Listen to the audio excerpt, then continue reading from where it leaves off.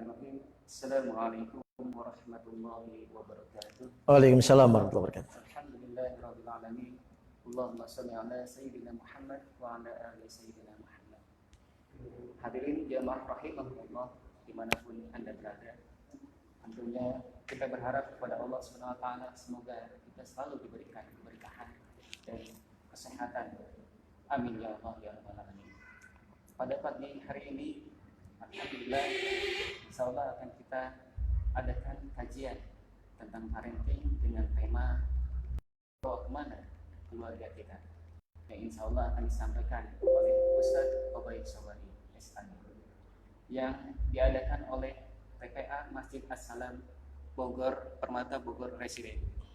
Dan alhamdulillah Ustaz Obaid Sawari dalam kesempatan kali ini bisa hadir di acara kita. Oleh karena itu, sebelum kita buka, maka saya buka dengan basmalah. Bismillahirrahmanirrahim. Dan untuk acara selanjutnya, saya serahkan kepada Ustaz Obaid Sawari. Mangga Ustaz. Ya, Bismillahirrahmanirrahim. Assalamualaikum warahmatullahi wabarakatuh. Alhamdulillah.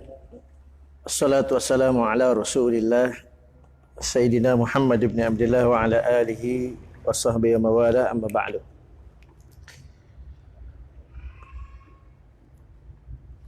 Puji syukur pada Allah Subhanahu wa taala pada pagi hari ini kita bisa bersama di live streaming di acara parenting TPA As-Salam ya. Syukran Mas Irfan yang sudah menjadi moderator pada pagi hari ini ya. Namun sebelumnya kita sejenak berkabung ya, karena Indonesia negara kita Muslim kehilangan seorang tokoh tafsir ya, yaitu Dr. Azami ya. Kita doakan beliau mudah-mudahan husnul khatimah, beliau diterima segala amal perjuangan oleh Allah Subhanahu wa taala, juga diberikan pahala yang luar biasa serta keluarga yang ditinggalkan mudah-mudahan diberikan kesabaran dalam menghadapi musibah ini, juga diberikan istiqomah untuk mendoakan beliau ya. Amin ya rabbal alamin. Orang tua TPA As-Salam rahimakumullah dan siapapun yang bergabung di live streaming pada parenting pada pagi hari ini ya. Seperti yang disampaikan oleh moderator kita bahwa tema kita adalah akan dibawa kemana keluarga kita berlabuh. Kita akan telusuri terlebih dahulu pengertian keluarga secara etimologis tentang apa itu keluarga. Keluarga secara etimologis asal dari bahasa Sanskerta yaitu keluarga yang artinya seisi rumah, atau keluarga disebut sebagai rumah yang terisi ayah, ibu, dan anak, atau yang secara umum disebut juga dengan keluarga batih ya. Kalau dalam Islam, dalam Quran, dalam hadis, istilah keluarga itu ada ahlun ya, ada usratun, ada alun ya, ada ailah. Nah, yang lebih sering muncul dalam Al-Quran itu istilah ahlun ya. Ahl ya. Istilah ahl ya. Ini akan kita bahas tentang bagaimana yang dimaksud dengan keluarga kita akan dibawa kemana, seperti itu.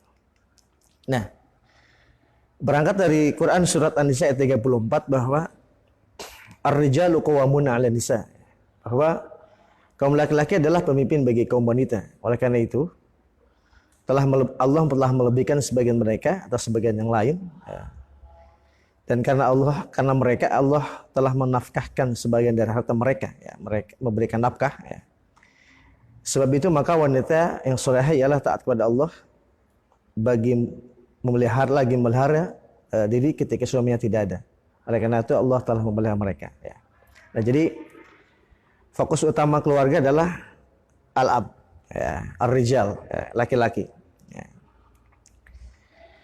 Yang kedua, kita akan telusuri bahwa keluarga akan dibawa kemana ini adalah kewajiban siapa ya. Siapa yang punya peran selain ayah tentu adalah ibu. Dalam hadis riwayat Imam Bukhari dikatakan, a'udzubillahi minasyaitonir rajim, kullu maulidin yuladu 'alal fitrah hatta yu'riba anhu lisanuhu fa abawa yuhawidanihi wa yusana wa yumajjisan. Setiap yang lahir atau anak itu terlahir dalam badan fitrah. Hatta yu'riba anhu lisanu, sampai dia bisa berbicara, maka ayah dan ibunya lah yang menjadikan dia Yahudi, Nasrani ataupun Majusi. Sedikit saya ingin membahas tentang fitrah supaya kita nyambung ya. Saya ingin mengutip penafsiran hadis tentang fitrah oleh guru saya, Syekh Kiai Haji Mustafa Abdullah bin Nuh. Fitrah itu potensi iman. Jadi gini, gambarannya gini. Jadi fitrah itu bukan kertas putih, ya. Tapi fitrah itu adalah, kalau dulu ada kertas namanya kertas segel. Nah, kertas segel itu adalah kertas transaksi jual beli. Nah, di kertas segel itu ada tulisan samar, bacaan Republik Indonesia, Republik Indonesia, Republik Indonesia, seperti itu. Nah, ketika di atas kertas segel itu belum ada perjanjian atau ditulis apapun, yang kita baca adalah Republik Indonesia, walaupun tulisannya samar, gitu. Nah, kemudian kertas segel itu kita buat transaksi, transaksi jual beli tanah misalnya.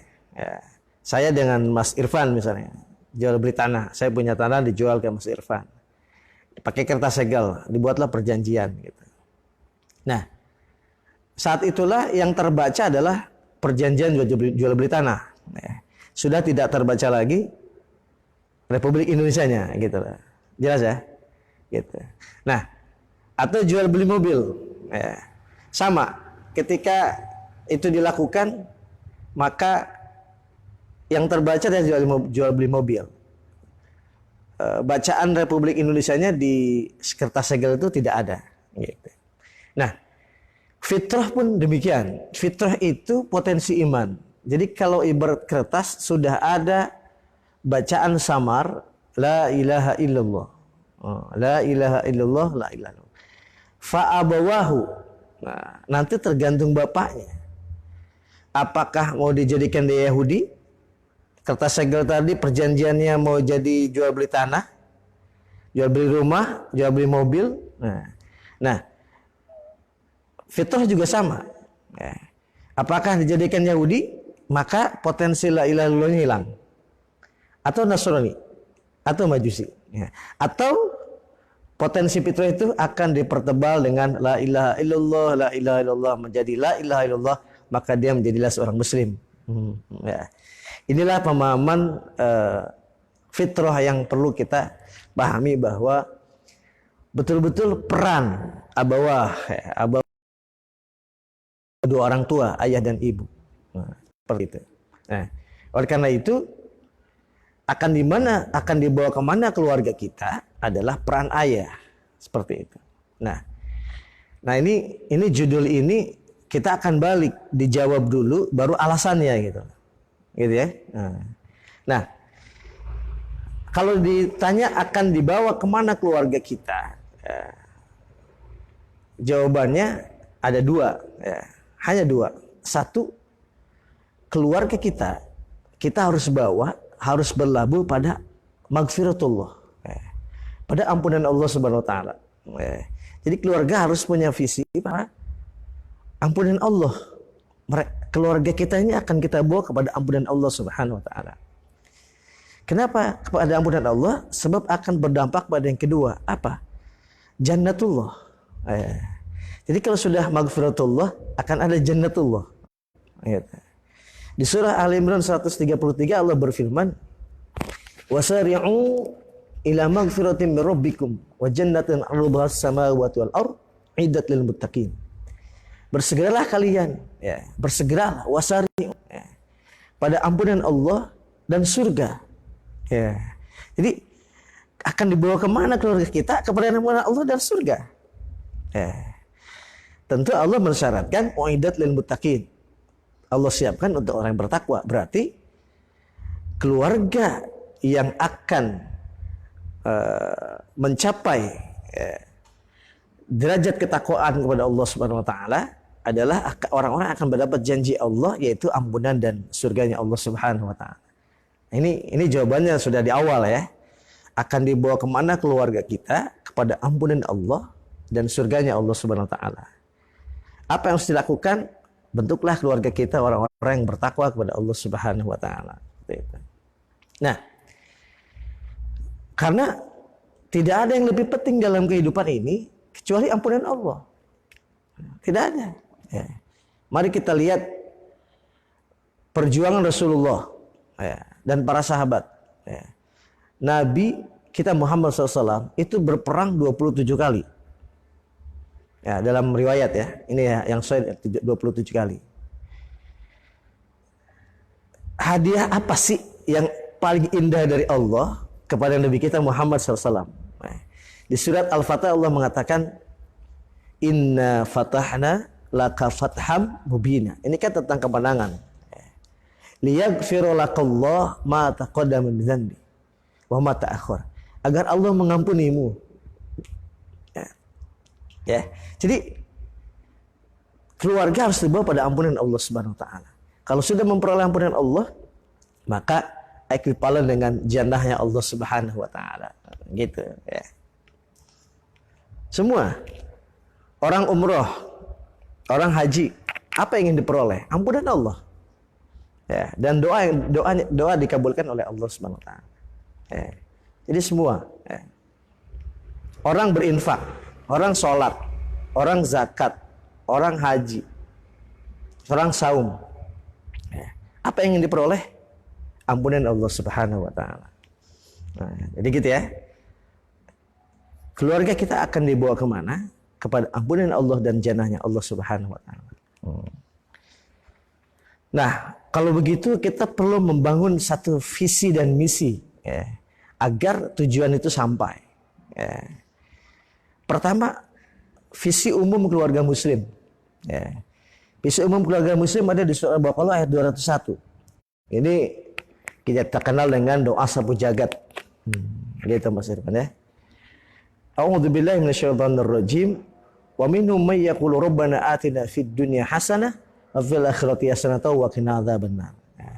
Jadi visi umum keluarga muslim itu di dunia selalu baik, ya. Di akhirat kalau dunia baik, insya Allah di akhirat baik, ya. Dan akan terbebas dari api nerakanya Allah Subhanahu wa taala. Mari kita lihat sejenak ayat ini. Ya Allah, berilah kami kehidupan dunia, kebaikan di dunia dan kebaikan di akhirat. Ya. Wa qina adzabannar, dan jauhkan kami dari api neraka. Ya. Di sini tidak ada kata-kata meminta surga. Ya. Tapi yang ada meminta kebaikan dunia, kebaikan akhirat. Ya. Tapi dengan jelas ingin dijauhkan dari api neraka. Ya. Ini visi umum keluarga muslim. Ya. Nah, kalau boleh ditelusuri lagi, visi umum keluarga muslim ada dalam surat Al-Fatihah. Ya. Kita akan bedah surat Al-Fatihah sebagai sebuah visi keluarga muslim. Ya. Syekh Amrul Khalid, ya, membagi Al-Fatihah itu ada 3 bagian. Nah, ini jadi Al-Fatihah itu kan setiap hari kita baca 17 kali, 17 rakaat kan, gitu. Bahkan Al-Fatihah sudah menjadi keluarga kita. Ya. Al-Fatihah sudah menjadi ruh kita. Ya. Kata beliau, Al-Fatihah itu ayat 1 sampai ayat 4 adalah berbicara tentang akidah. Berarti fisik keluarga muslim adalah bagaimana memiliki akidah yang benar. Supaya waqina adzabannar tadi. Gitu. Ya. Akidah yang benar, akidah yang salimah. Bismillahirrahmanirrahim. Alhamdulillahirabbil alamin. Ar-Rahmanir Rahim, Maliki Yaumiddin. 4 ayat itu bicara tentang akidah dan keimanan. Gitu ya. Jadi pastikan keluarga kita la ilaha illallah Muhammadur Rasulullah. Kunci di situ. Ya. Sebab yang dimaksud dengan keluarga kita dalam konteks Quran adalah ketika akidahnya sama dengan kita. Akidah salimah. Iman kepada Allah dan Rasul.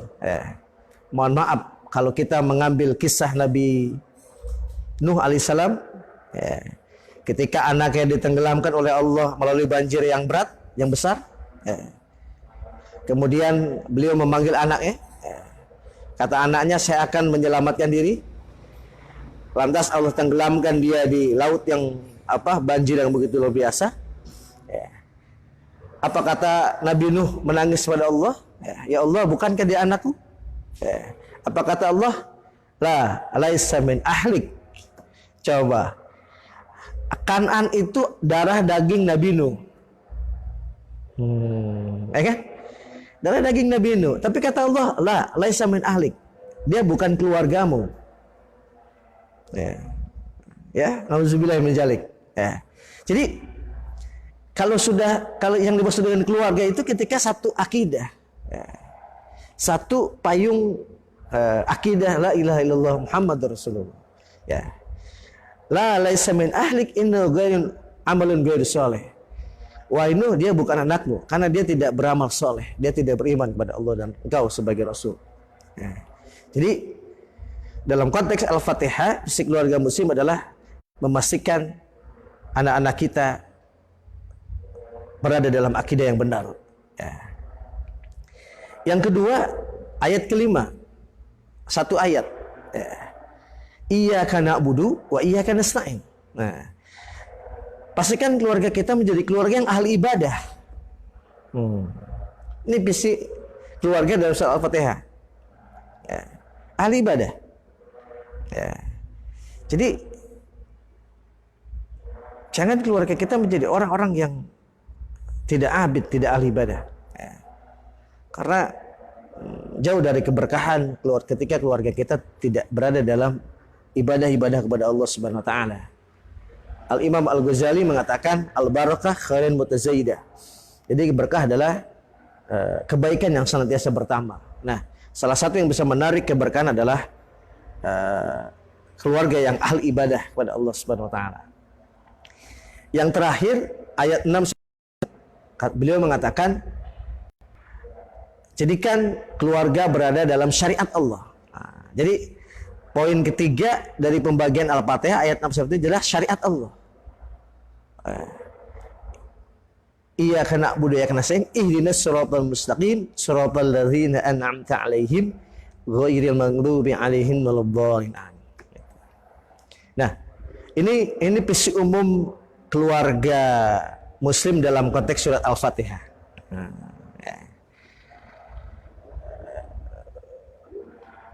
Para jemaah rahimakumullah, Abil khusus keluarga besar TP As-Salam,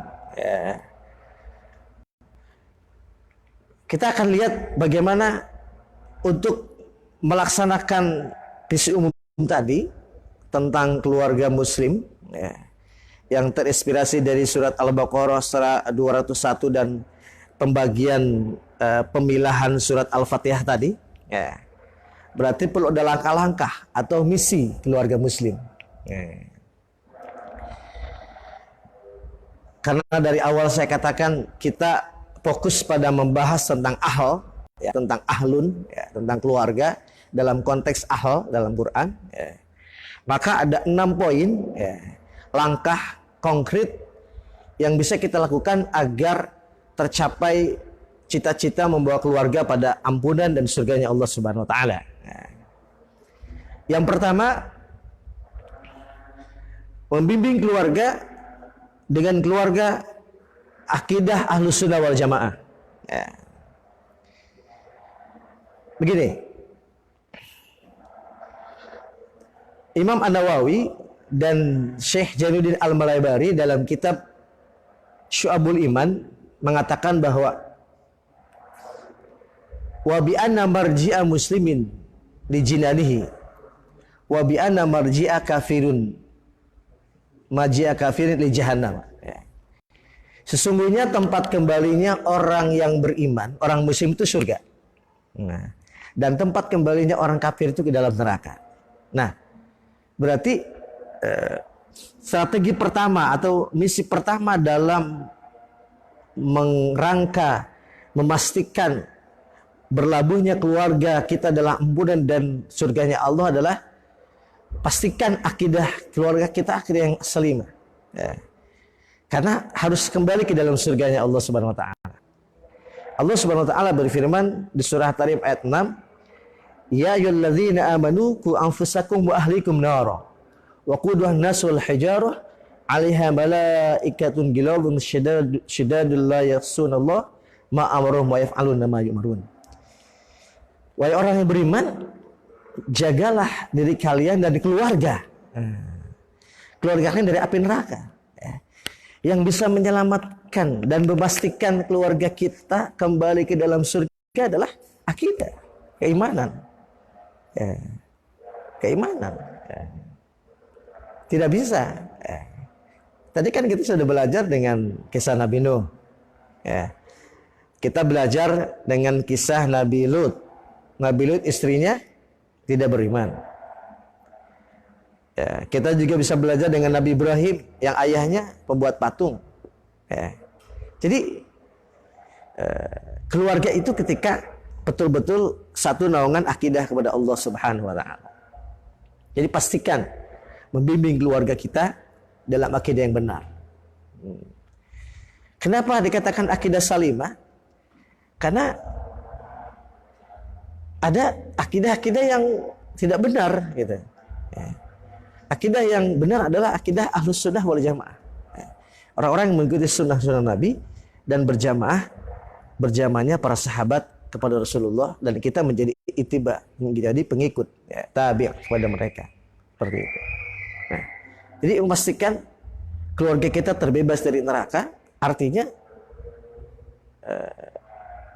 semuanya dalam keadaan muslim. Ya ayyuhalladzina amanu taqullaha haqqa tuqatih wa la tamutunna illa wa antum muslimun. Gitu. Sebab tempat kembali orang kafir adalah neraka. Innal ladzina kafaru min ahlil kitabi wal musyrikin fi nari jahannam khalidina fiha. Ulaika hum syarrul bariyah. Sebenarnya orang-orang kafir dari kalangan ahli kitab dan orang-orang musyrik, tempat kembali mereka adalah jahannam. Jahannam itu kata Imam Nawawi ismun limajmu'in nar. Jadi jahannam itu adalah kumpulan dari neraka-nerakanya Allah Subhanahu wa taala. Jadi kita memastikan bahwa keluarga kita betul-betul kita bimbing, kita arahkan, kita kawal dalam akidah salimah, akidah yang benar di jalan Allah Subhanahu wa taala. Ya kalau lebih detail caranya ya membina keluarga kita ya, untuk ikut tarbiyah atau pendidikan ya, mendekati Quran dan Sunnah ya. Proses tazkiyah ya. Tazkiyah itu pensucian ya. Ada tazkiyatun nafs. Tazkiyatun nafs itu stressingnya lebih pada pensucian akidah ya. Ini ada kisah menarik tentang tazkiyatun nafs, keluarga dari Amr bin Yasir ya. Jadi gini, ketika keluarga Amr bin Yasir diketahui bahwa mereka menjadi keluarga muslim ya, karena mereka adalah budak dari Abu Jahal ya, maka siksaan Abu Jahal kepada keluarga Amr bin Yasir luar biasa ya. Sampai Sumayyah ya, istri Amr bin Yasir itu mengalami satu siksaan yang sangat menyedihkan ya. Bahkan dalam sebuah riwayat beliau sampai ditusuk dengan besi panas. Nauzubillah min dzalik ya. Semoga Allah mengampuni dan menempatkan beliau di tempat yang paling mulia di sisi Allah Subhanahu wa taala. Nah, lihat, ini namanya tazkiyatun nafs. Tazkiyatul akidah. Ketika Rasulullah mendengar peristiwa Ya, Rasulullah menulis secari kertas untuk memberi rukhsah kepada Sumayyah. Beliau boleh kafir dengan lisannya, tapi hatinya tetap beriman kepada Allah. Disampaikanlah pesan Rasulullah tersebut. Kemudian Sumayyah baca dengan badan yang sakit segala macam. Ya. Mungkin sudah penyiksaan yang luar biasa. Apa jawab beliau? Ini tazkiyatun nafas, ini tazkiyatul aqidah. Apa kata beliau? Ballighu anni Rasulullah anna Sumayyah allati tuharullah qalbaha la tastatu an talutha lisanu bi kalimatil kufr. Sampaikan kepada Rasulullah bahwa sesungguhnya Sumayyah yang Allah sudah sucikan hatinya dengan Islam tentu ya, tidak mungkin dia mengotori lisannya dengan kata-kata kafir. Masya Allah. Masya Allah, radhiyallahu ta'ala anha. Ya. Bagaimana beliau diberi rukhsah oleh Rasulullah, tapi tetap beliau memilih lisan dan hatinya tetap dalam akidah yang benar. Ini ya, bagaimana keluarga kita bisa belajar dengan keluarga Sumayyah ya, yang akidahnya begitu luar biasa. Ya. Itu poin yang pertama. Poin yang kedua ada dalam surah Thaha ayat 132. Wa'mur ahlaka bis salati wastabir 'alaiha. La nas'aluka rizqan. Nahnu narzuquka wal akibatu littaqwa.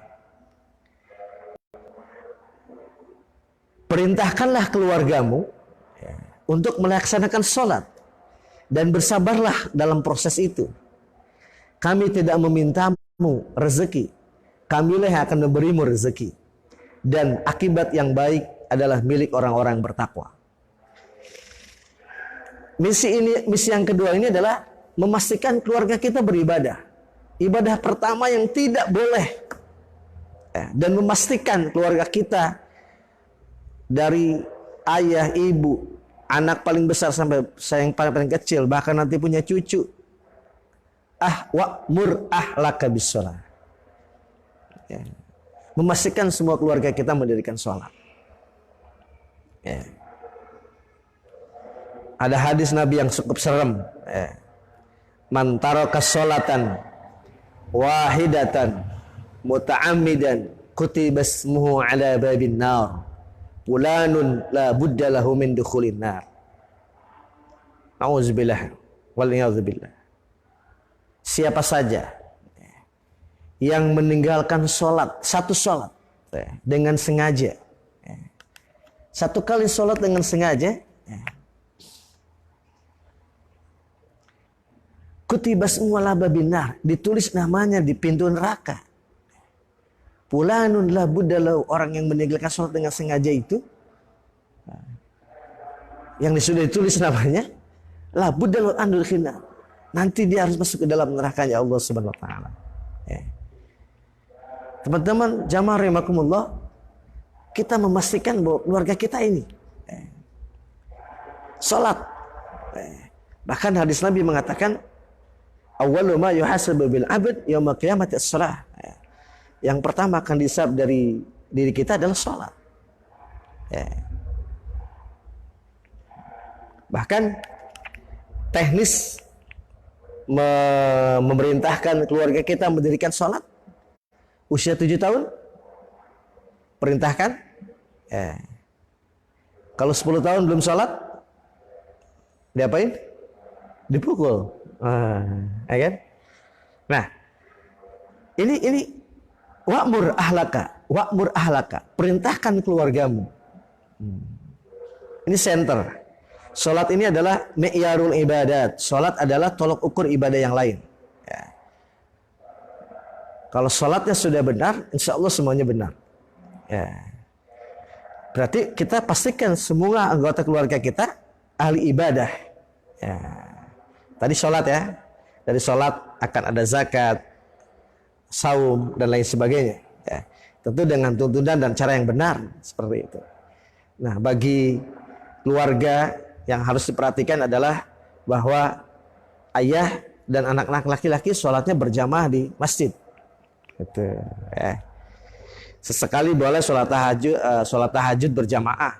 Ada yang bertanya, Ustaz boleh nggak saya berjamaah dengan keluarga di rumah? Kenapa nggak berjamaah di masjid aja sekalian? Sholat berjamaah keluarga itu yang bagus ketika sholat berjamaah sholat tahajud. Kalau sholat berjamaah tetap sholat berjamaah, ayah dan anak laki-laki melaksanakannya di masjid. Itu yang paling utama, seperti itu. Kalau mau berjamaah, berjamaahlah sholat tahajud, dipimpin oleh ayah, anak-anak dan istri menjadi makmum kita. Gitu. Jadi wa'mur ahlaka bis-shalah. Pastikan keluarga kita mendirikan sholat. Dan sholat adalah tolok ukur ibadah-ibadah yang lain. Kalau sholat seseorang benar, pasti akan mengikuti ibadah-ibadah yang lain. Kalau sholat seseorang benar, akan tercegah dari perbuatan keji dan mungkar. Kalau sebuah keluarga sholatnya benar, insya Allah keluarga tersebut diberkahi oleh Allah Subhanahu Wa Taala. Insya Allah. Yang ketiga, sebagai langkah-langkah atau misi bagaimana terwujudnya pelabuhan kita, yaitu maghfirah dan jannahnya Allah, adalah ada dalam surat 26 ayat 169. Ini doa Nabi Lut. Apa? Ayah dan ibu selalu mendoakan keluarga. Doa spesifik Nabi Lut adalah Rabbi najjini wa ahli mimma ya'malun. Ya Allah, selamatkan aku dan keluargaku dari perbuatan buruk orang-orang yang ada pada kaumku. Perbuatan buruk pada kaumku, yaitu Nabi Lut. Ini berbicara tentang LGBT waktu itu. Nah, teman-teman rahimakumullah, Bapak Ibu yang dirahmati Allah Subhanahu Wa Taala, jangan bosan berdoa untuk keluarga kita. Di saat-saat mustajab, di saat-saat tahajud misalnya, banyaklah kita mendoakan keluarga kita. Apalagi anak-anak kita misalnya di pesantren, anak-anak kita sekolah, kuliah, yang di dalam negeri, di luar negeri, yang jarang sekali berjumpa dengan kita, paling berjumpa lewat dunia maya, kita ketemu lewat video call dan lain sebagainya. Siapa yang bisa menjaga kita, bisa menjaga mereka maksud saya? Kalau bukan kita munajat kepada Allah, mendoakan mereka. Ada beberapa doa spesifik untuk keluarga. Dan ini jangan bosan-bosan. Sekali lagi saya katakan, jangan bosan-bosan mendoakan keluarga.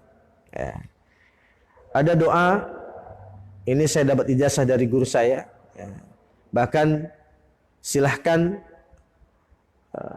menyebut nama-nama anak-anak kita ketika membacakan doa ini, yaitu ya muqallibal qulub. Pada kalimat ya muqallibal qulub, dalam hati kita sebutkan nama anak-anak kita. Misalnya saya punya anak 4, Mumtaz, Aufa, Hanin, Yuma, anak saya.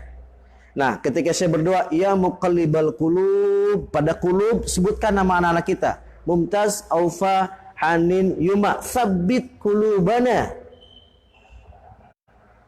ala dinika wa ta'atika wa imanika wa tauhidika. Ini doa penting agar anak-anak kita betul-betul dikuatkan imannya oleh Allah, dalam agama Allah, dalam taat kepada Allah, dalam iman dan tauhid kepada Allah Subhanahu wa taala. Ini sekalian saya ijazahin ya, siapapun yang mendengar mengikuti live streaming ini, ya muqallibal qulub, pada kalimat qulub sebutkan nama-nama anak kita, nama pasangan kita, orang-orang kita cintai. Insya Allah semuanya akan dalam kebaikan, taat kepada Allah Subhanahu wa taala. Yang kedua, ada doa yang juga kita tidak boleh tinggal mendoakan keluarga kita, yaitu Allah marzuqna ilman nafi'a wa rizqan wasi'a wa amalan muttaqabbala. Ya Allah, berilah kami rezeki yang bermanfaat, ilmu yang bermanfaat. Keluarga kita harus keluarga yang berilmu. Tadi sudah dibahas ilmu tentang ibadah, tentang sholat, tentang zakat dan sebagainya. Yang kedua, amal keluarga kita diterima oleh Allah Subhanahu wa taala. Karena kita khawatir ada orang-orang yang amalan ditolak oleh Allah Subhanahu wa taala. Wa qadimna ila ma amilu min amalin faja'alnahu haba'an mantsura. Kami akan hadapi amal-amal mereka karena mereka datang kepada kami dengan amal dan kami jadikan amal mereka seperti debu yang berterbangan. Nauzubillahi min dzalik. Wa rizqan wasi'ah, dan rezeki yang luas. Ada juga doa. Ini doa agar anak-anak kita cerdas. Ada anak kita menjadi penghafal Quran, penghafal hadis. Anak-anak kita menjadi orang-orang yang memiliki semangat dalam agama Allah. Apa? Allah merzuq auladana fahman nabiyyin wa hifdzal mursalin wa ilhamal malaikatil muqarrabin bi rahmatika ya arhamar rahimin. Allahumma ya Allah, berilah rezeki anak-anak kami apa? Fahman nabiyyin, pemahaman seperti para nabi. Masya Allah. Ada buku judulnya Falsafah Kenabian. Bagaimana para nabi itu memiliki kecerdasan yang luar biasa. Jenius. Jadi minta kepada Allah agar anak-anak kita fahman nabiyyin, memiliki pemahaman seperti para nabi. Wa hifdzal mursalin, memiliki daya hafal seperti para rasul. Daya nalar, analisis dan lain sebagainya. Wa ilhamal malaikatil muqarrabin, dan semoga anak-anak kita selalu mendapat ilham dari para malaikat. Karena setelah Rasulullah SAW wafat tidak ada lagi wahyu, tapi tetap malaikat mengirimkan ilham. Ilham itu adalah ide-ide yang baik. Ilham itu ide-ide yang baik. Jadi kalau ide jahat bukan ilham itu. Ide yang baik. Jadi ketika kita berpikir tentang suatu kebaikan, tentang dakwah, tentang bekerja yang maslahat, tiba-tiba ada ide, insya Allah itu adalah ilhamal malaikatil muqarrabin. Ilham dari malaikat al-muqarrabin. Berikutnya adalah, ini yang jarang nih. Orang jarang melakukan ini. Agar keluarga tetap terjaga, visi dan misi keluarga tetap terjaga, dan sampai pada ending maghfiratullah wa jannatullah adalah keluarga itu perlu punya juru damai. Keluarga itu harus ada juru damai. Apa maksudnya? Kita lihat surat An-Nisa ayat 35. A'udzubillahi minasyaitonir rajim. Wa in khiftum shiqaqa bainihima fab'athu hakaman min ahli wa hakaman min ahliha. Yurida islaha yuwaffiqillahu bainahuma innallaha kana aliman khabira. Jika kalian khawatir terjadi pertengkaran di antara keduanya, antara suami dan istri, maka utuslah penengah dari keluarga mereka, sebagai hakim, keluarga laki-laki atau keluarga perempuan. Jika menginginkan kebaikan, maka insya Allah Allah akan memberikan taufik kepada mereka berdua. Sesungguhnya Allah adalah Ma'alim dan Ma'khabir. Gini maksudnya.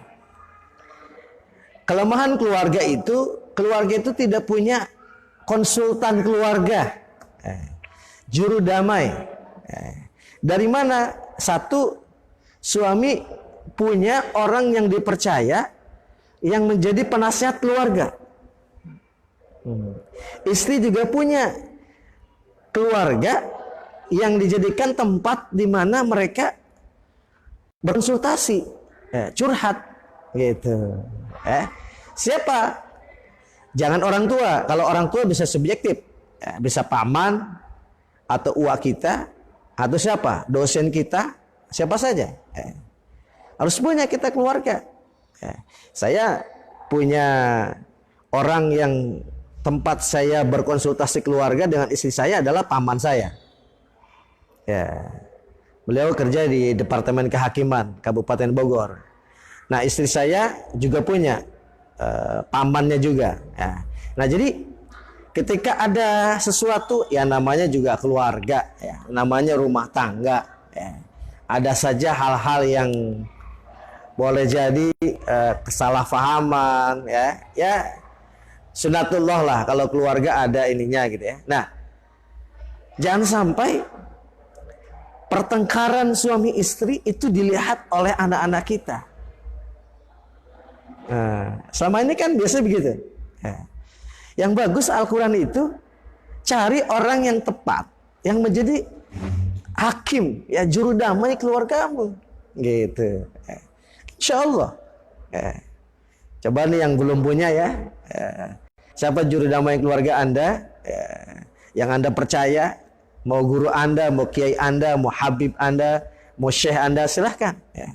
Tapi datangi orang tersebut dengan suami kita, dengan suami kita, dan istri kita, dengan suami kita. Katakan, wahai syekh, wahai guru, wahai kiai, wahai paman atau uwa, kami bersepakat menjadikan Anda sebagai hakim di keluarga kami. Kalau kami ada masalah, ada apa, kami akan berterus terang, bercerita, meminta nasihat, meminta masukan kepada Anda. Nah, jadi diberitahu dulu ya. Jangan tiba-tiba datang ke rumahnya curhat kaget ya. Tapi kalau sudah diberitahu dulu, dia udah ada referensi. Oh iya ya, dulu mereka pernah minta saya sebagai penasehatnya keluarga. Gitu ya. Jadi keluarga perlu ada juru damai. Ya. Supaya ketika ada sesuatu dalam rumah tangga kita, ya, tidak terjadi pertengkaran di hadapan anak-anak kita. Tapi kita selesaikan di hadapan atau di hadapan orang yang tepat, yaitu para sultan kita. Berikutnya, nah ini yang harus kita jaga. Apa itu?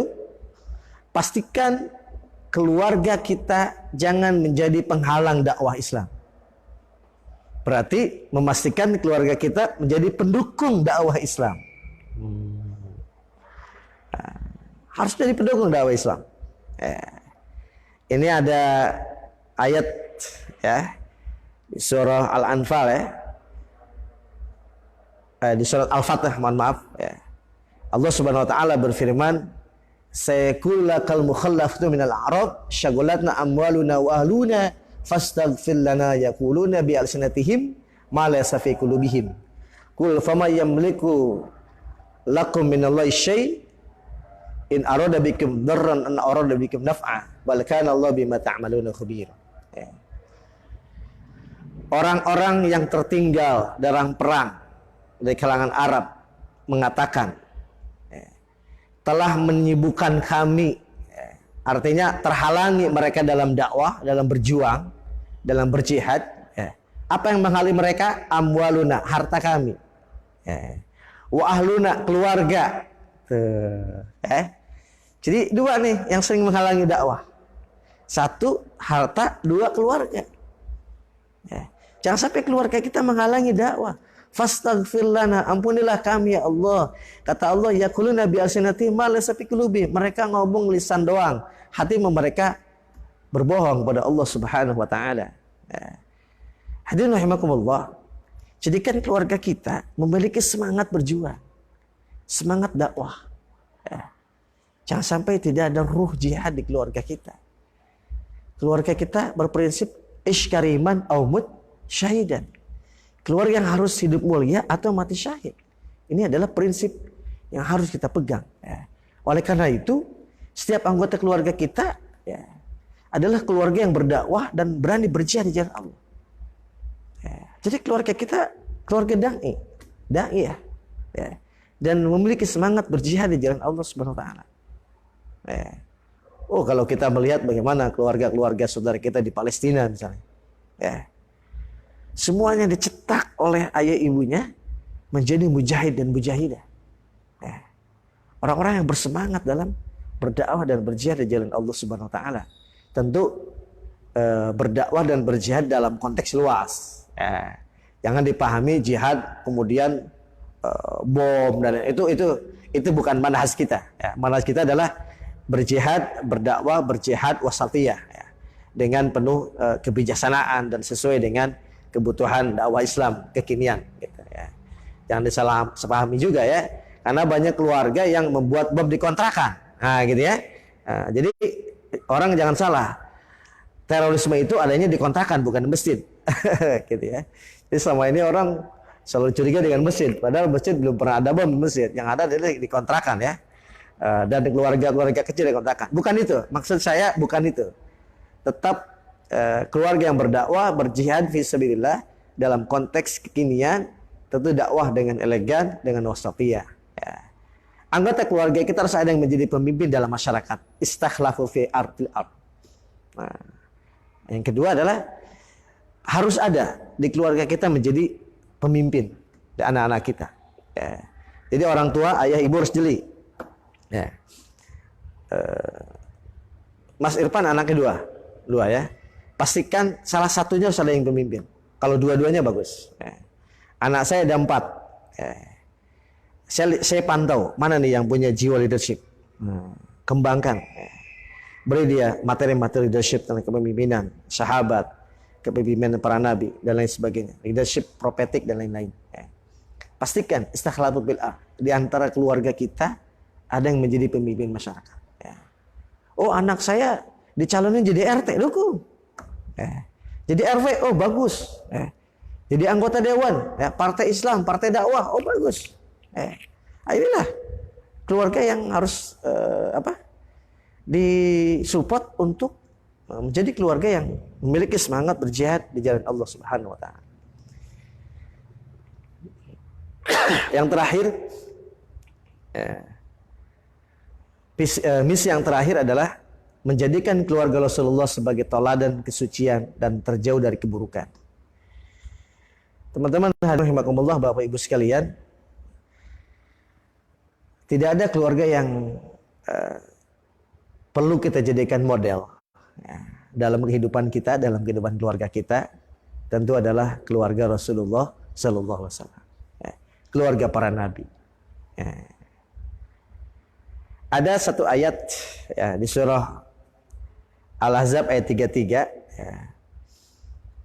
A'udzubillahi minasyaitonir rajim. Wa qarna fi buyutikunna wa la tabarrujna tabarrujal jahiliyatil ula. Wa aqimnas salata wa atinaz zakah wa atina Allah wa rasulah. Innama yuridullahu yuhibbu ankum rizqa ahlal baiti wa yutahhirukum tathira. Hadirin rahimakumullah,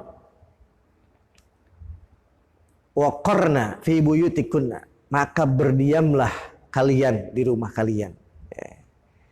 Ini ayat ini sempat populer gara-gara corona ini. Padahal bukan corona, qarna. Wa qarna.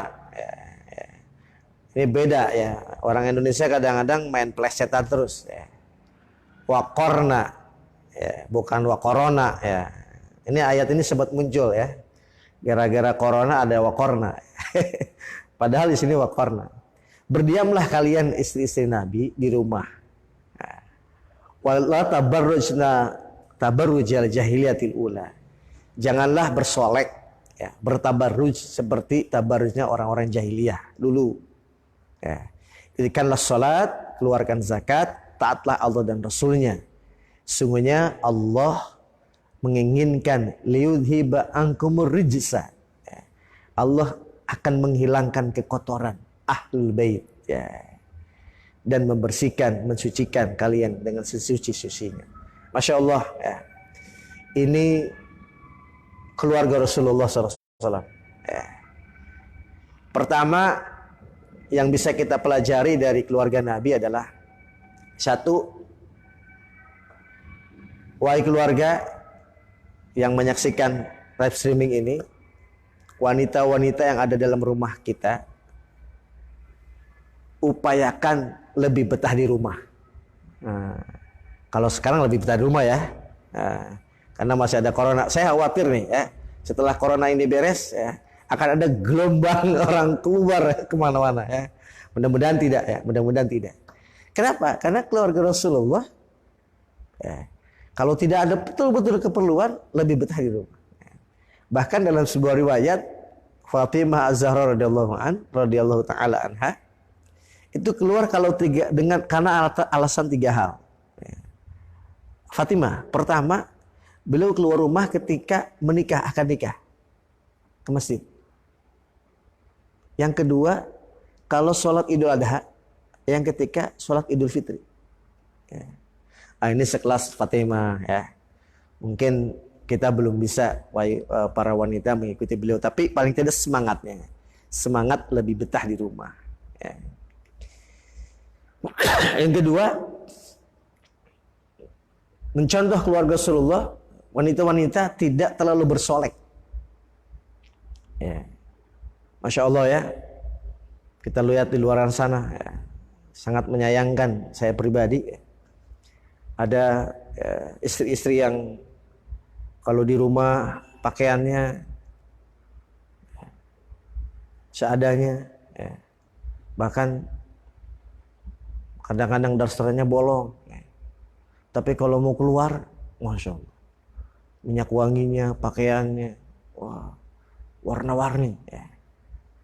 Keluarga Rasulullah tidak demikian. Ya. Menyederhanakan dalam berpakaian, ya, terutama keluar rumah. Ya. Yang kedua, ahlus salat. Ya. Kembali ya, ini mungkin bagian dari stressing materi kita. Ya. Keluarga salat, ahlus salat, ya, mendirikan salat. Ya. Yang keempat, sosial, ya, membayar zakat, infak, sedekah. Yang terakhir adalah taat kepada Allah dan Rasulullah SAW. Ini teladan kita, keluarga Rasulullah SAW adalah tempat di mana kita menjadi tolok ukur keluarga kita. Dilihat bagaimana Rasulullah SAW membangun atau membina, mengajak keluarganya dalam taat kepada Allah Subhanahu wa taala. Hadirin rahimakumullah, tidak mudah memang untuk mengamalkan, mengaplikasikan apa yang sama-sama kita bahas tadi. Tapi yang paling penting, yang pertama adalah komitmen. Komitmen sebagai ayah dan ibu untuk membawa keluarga kita berlabuh pada ampunan Allah dan jannahnya Allah Subhanahu wa taala. Komitmen dulu, komitmen, berazam. Yang kedua, ada upaya perjuangan, langkah-langkah yang sudah saya sampaikan tadi, perlahan dipraktekkan, dibangun habit keluarga, bagaimana bisa terwujud apa yang menjadi konsep visi misi keluarga Islam atau Muslim itu. Yang ketiga, berdoa kepada Allah Subhanahu wa taala. Ini penting ya. Yang terakhir, bertawakal, serahkan semuanya kepada Allah Subhanahu wa taala. Karena sesungguhnya hasbunallah wa ni'mal wakil, ni'mal maula wa ni'man nasir. Cukup Allah yang menjadi penolong, penjaga keluarga kita dari semua hal-hal yang tidak baik yang akan mengancam keluarga kita. Selama kita istiqomah di jalan Allah dan terus berkomitmen untuk melaksanakan apa yang menjadi arahan-arahan Al-Quran, Sunnah, dan ada contoh-contoh para sahabat dan sebagainya. Mudah-mudahan itu adalah jalan yang terbaik yang bisa kita jadikan sebagai standarisasi visi misi kita sebagai umat Muhammad dalam membangun rumah tangga yang kita ingin semuanya bermuara pada ampunan dan jannahnya Allah Subhanahu wa taala. Itu aja yang bisa disampaikan. Kurang lebihnya mohon maaf, mungkin ada pertanyaan-pertanyaan yang masuk. Tafadhol, saya kembalikan dulu kepada Mas Irfan sebagai MC. Terima kasih Ustaz. Alhamdulillahirabbil alamin. Pemirsa dimanapun Anda berada, alhamdulillah kita sudah mendengarkan apa yang disampaikan oleh Ustaz.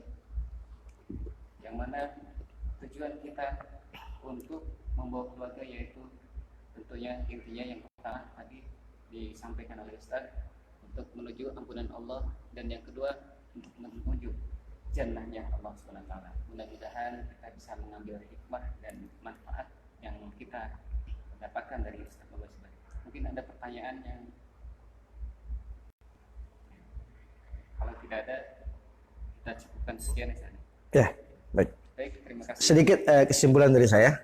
Ya, sedikit kesimpulan dari saya bahwa yang terpenting memang dalam keluarga ini adalah lagi-lagi komitmen. Ya. Komitmen bahwa kita betul-betul mencintai keluarga kita. Gitu. Komitmen cinta lah.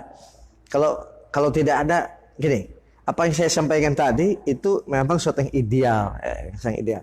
Tapi kalau tidak ada landasan cinta terhadap keluarga itu nggak mungkin. Jadi ini dulu, bagaimana menumbuhkan rasa cinta terhadap keluarga itu nggak mudah. Ini tugas ayah dan ibu, betul-betul membangun satu komunikasi yang baik agar keluarga ini dipikirin gitu loh. Keluarga kita gimana sih gitu. Kalau enggak gitu dulu nggak mungkin. Makanya saya teringat dengan guru saya di Malaysia, namanya Qoladat Izzaidin Syamsuddin, mengatakan bahwa ini pesan saya terakhir, teman-teman, bapak ibu sekalian. Beliau mengatakan cinta keluarga itu hanya dua hal. Lihat, satu, selalu mudah dan selalu ada waktu. Gitu. Jadi orang yang mencintai keluarga itu selalu mudah dan selalu ada waktu. Gitu. Selalu mudah untuk keluarganya dan selalu ada waktu untuk keluarganya. Coba itu menjadi renungan kita bersama. Kalau kita sudah selalu mudah dan selalu ada waktu untuk keluarga kita, ya, insya Allah poin-poin yang saya sampaikan tadi akan dengan mengalir mudah dilaksanakan bersama-sama. Insya Allah kita bersama-sama untuk mengaplikasikan apa yang kita bahas pada kesempatan hari ini. Itu aja, kurang lebihnya mohon maaf. Assalamualaikum warahmatullahi wabarakatuh.